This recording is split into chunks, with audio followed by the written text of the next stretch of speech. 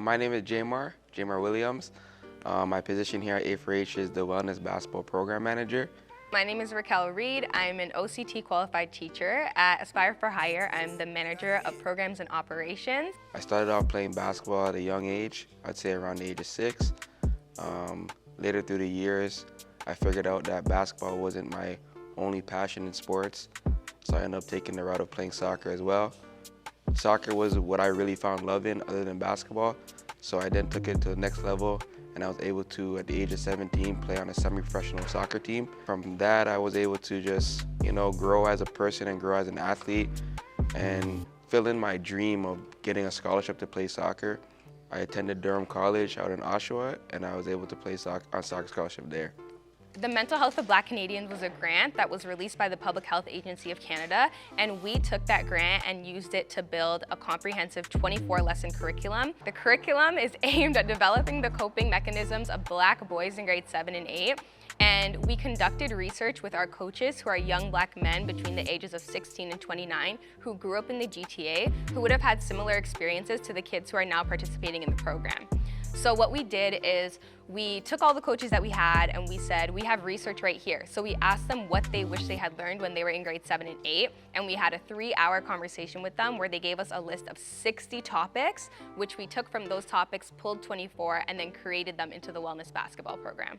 This program, in my opinion, is something that I wasn't able to have it when I was a young kid. Luckily, I had a father figure in my presence who was able to give me the teachings and the lessons that you should know as a young Black man in this world.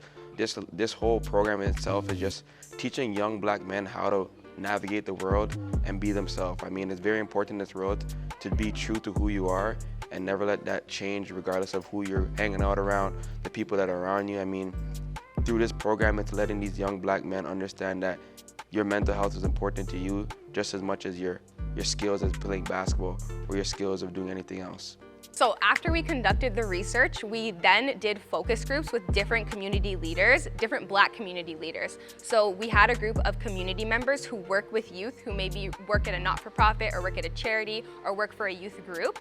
We had them come in, they reviewed the curriculum, we implemented their suggestions, and then the next round we had a group of educators who work with Black students in the GTA, so principals, teachers, vice principals, education workers.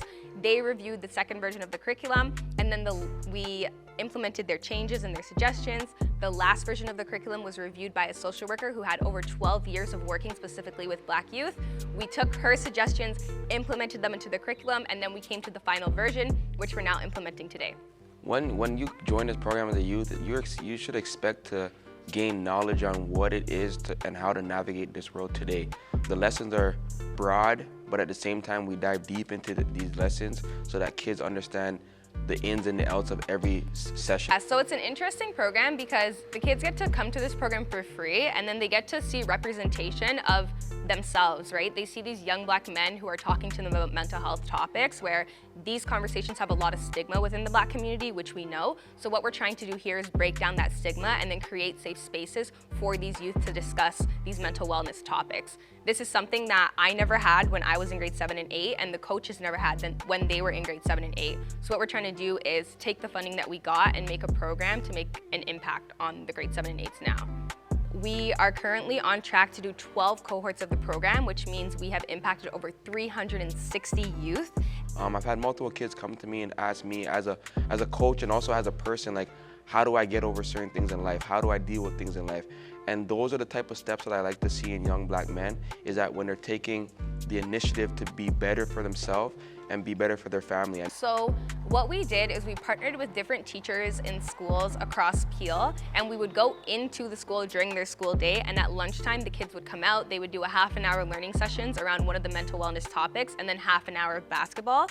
We actually extended the program to go up to grade 9 and 10s, taking suggestions from our coaches who looked at the content material and decided, this would be very beneficial for high school students as well. So then we entered our first high school, and we learned that the kids actually just wanted to come in and talk to the coaches. They didn't even get to playing the basketball part because the conversations about mental wellness just went on for so long and were just so impactful. Wellness Basketball Program is a great program. I would recommend this to any young Black man that wants to gain information on how it is and how to navigate as a Black man in this world, and just, continue to focus on themselves and stir out all the distractions around you. To me personally, this program means a lot because I get to make a direct impact on the Black community, and that's something that I've always wanted to do. So not only are we providing employment for the coaches who are ages 19 to 29 or 16 to 29, but we're also providing impact on the youth, and these youth can take the knowledge that they learn, go home, share it with their parents, share it with their friends at school. So there's always going to be this wider network of people who are impacted even outside of the program. The fact that we get to impact not only Black youth, but young Black men and their families, it makes it all the more meaningful to me because it's truly a community network of people that's being impacted by the program.